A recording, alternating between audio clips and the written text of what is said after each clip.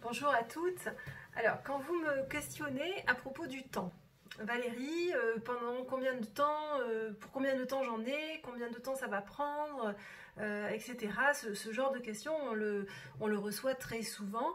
Et finalement, je peux quand même vous donner une approximation, une idée générale. On peut quand même, après vous avoir reçu une première fois, vous avoir entendu, fait un premier tour, grand tour d'horizon, en prenant bien le temps sur justement ce premier rendez-vous, où beaucoup de choses, voire l'essentiel se passe. Je peux vous dire si c'est du court, du moyen ou du long terme. Ça, on peut vous donner cette indication-là. Après, c'est plus difficile vraiment de prévoir combien de séances. Quand vous demandez par exemple combien de séances, ça c'est très difficile, voire impossible. Et puis en plus, il n'y a pas trop d'intérêt à cette réponse-là, sachant que le temps, de toute façon, fait partie intégrante du changement. Et que déjà, en première instance, c'est vraiment une composante que vous devez accepter, vous devez avoir en tête. Sinon, on part vers des solutions un peu miracles, hein, des promesses qui sont un peu parfois du rêve, hein, vendre du rêve, ça existe aussi. On peut vous dire, voilà, en 3 fois c'est fini, tu n'as plus peur de ça, tu ne fumes plus, ou même en une fois, ça se voit, ça se fait. On sait le faire, hein, de manière neurosciences, on sait programmer, déprogrammer beaucoup de choses du cerveau et de comportements qui vont avec. Pour autant, il faut bien voir que si vous visez un changement qui dure, vraiment qui s'installe dans une pérennité, dans un objectif de vie à long terme, et bien ce changement sur le long terme, il va avec un changement profond aussi de vos habitudes et au-delà de votre mental, voire de votre inconscient. Parce que sinon vous vous exposez de toute façon à ce qu'on appelle des déplacements. C'est-à-dire que vous n'avez plus le symptôme pour lequel vous avez consulté, mais par compensation, parce que ce qu'il y avait derrière ce symptôme, parce que le stress, parce que l'angoisse qui faisait sortir ce symptôme ou ce comportement n'a pas été réglé, et s'il n'a pas été réglé, et bien tout simplement après une phase un peu lune de miel où vous avez mis de l'énergie à changer, après cette phase là, il y a une sorte d'épuisement et puis de vos mécanismes de défense, et puis finalement le stress se cherche ou l'angoisse, ou selon votre problématique, se cherche une nouvelle porte de sortie. Et ça peut être une nouvelle phobie, dans des douleurs, dans des tocs, enfin, c'est de toute façon une nouvelle expression de cette angoisse qui ne s'est plus exprimée dans le comportement que, oui, vous avez réussi à changer très rapidement, mais pour autant, le fond, l'expression du symptôme a changé, mais finalement pas le fond. Voilà. Donc c'est pour ça que on prend quand même du temps. Ça ne veut pas dire pour autant qu'on parte sur des années de thérapie. L'heure n'est plus au fauteuil divan qui dure des années et des années. C'est pour ça qu'on se tourne aussi vers des thérapies dites brèves, donc les thérapies cognitives et comportementales et les neurosciences nous apportent cette brièveté aussi.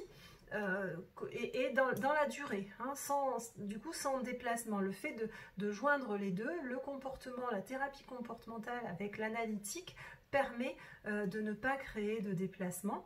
Bref, ça veut dire que, alors nous, quand on est en formation, on nous dit que statistiquement, 5 séances, alors permettent d'améliorer. Hein.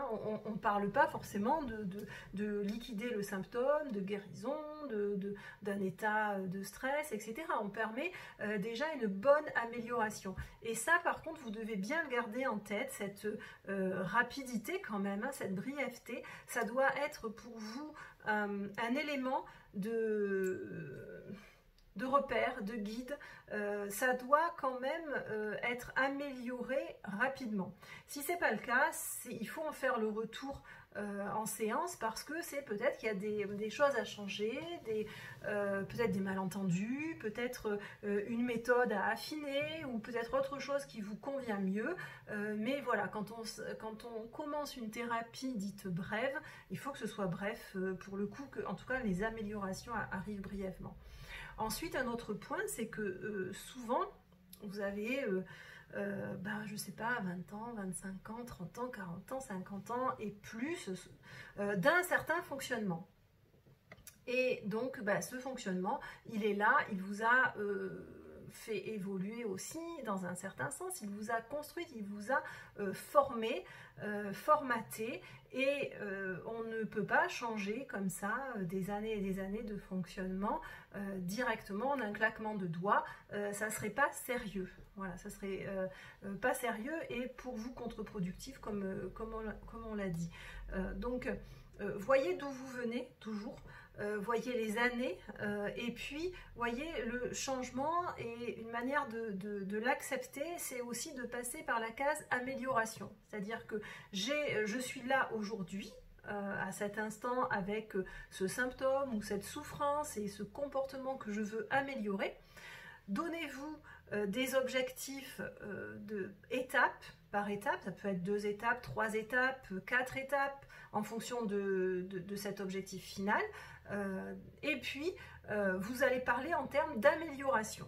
Voilà, peut-être chaque mois un peu d'amélioration, chaque semaine, chaque mois, chaque trimestre une amélioration. Et ainsi, ça vous donne ce repère de si vous avancez ou pas, s'il y a des réglages à faire ou pas. Voilà. Mais les thérapies dites brèves fonctionnent très bien.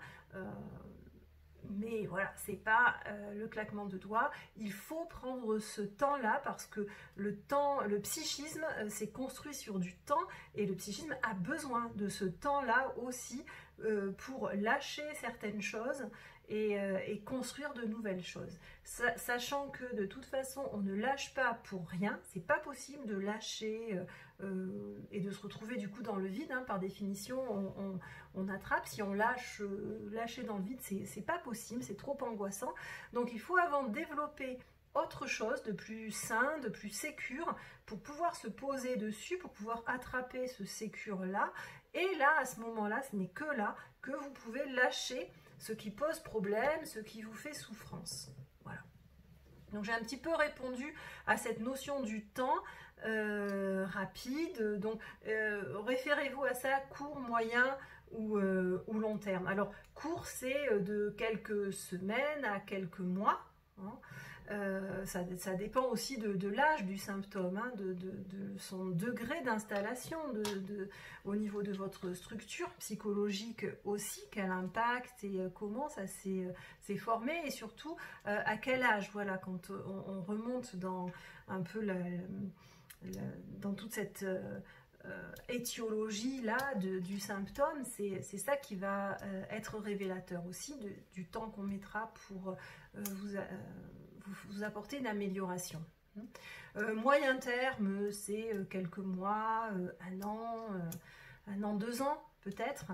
Et puis du plus long terme, on s'inscrit plus là vers quelque chose de chronique. En principe, quand on dit c'est du long terme, c'est que ça se réfère à des souffrances et à des troubles qui se sont installés, qui sont anciens. Au plus c'est ancien et au plus ça a formé justement cette personnalité, et on est sur du chronique. Ensuite, il y a une autre chose, il y a le rythme des séances est lié aussi au temps.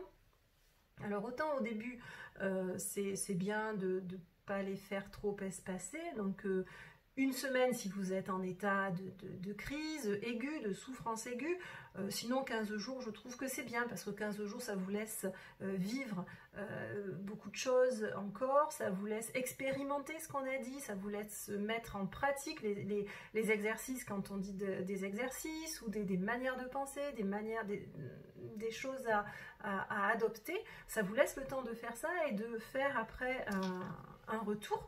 Et puis ensuite, dès que vous avez acquis des réflexes, dès qu'on sent que vous avez acquis une certaine autonomie vers cette nouvelle manière de penser, dès qu'il y a aussi l'amélioration, dès que que vous commencez à être satisfait et à dire que bah oui, là ça va mieux, on peut se passer. Voilà, on peut passer à 3 semaines, on peut voire 1 mois après par la suite. Moi j'ai aussi beaucoup de patients qui adoptent ce qu'on appelle en rigolant un peu le rythme de croisière, c'est-à-dire que vous allez bien, mais vous avez besoin de ce soutien, de ce support-là pour progresser encore, parce que vous vivez des choses et que vous avez besoin quand même de ce regard professionnel encore, et du coup on peut rester sur un mois. On peut, parfois j'ai des patients aussi qui viennent faire des points, des bilans tous les 2 mois ou 3 mois, parce que ça va bien, maintenant ça roule dans leur vie, mais cet espace, la psy,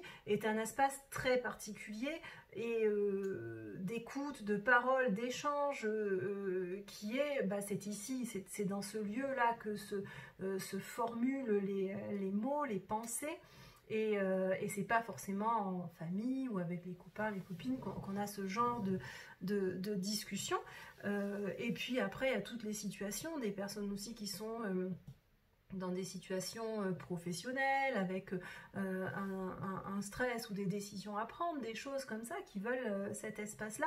Donc voilà, on fait aussi pas que du thérapeutique dans le sens pathologie, hein. On voit aussi beaucoup de personnes qui vont bien et qui veulent aussi se donner toutes les chances pour aller encore mieux, pour développer aussi cette conscience des choses et cette analyse, cette finesse qui finalement partent de cet esprit entre l'inconscient, la lecture inconsciente, la lecture de tout ce qu'on peut amener pour débloquer du présent.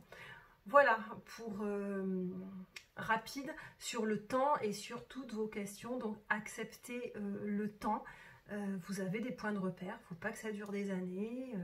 En tout cas, on ne souffre pas pendant des années quand on est en travail sur soi. On en parle à son psy de toute façon, on lui fait régulièrement des retours.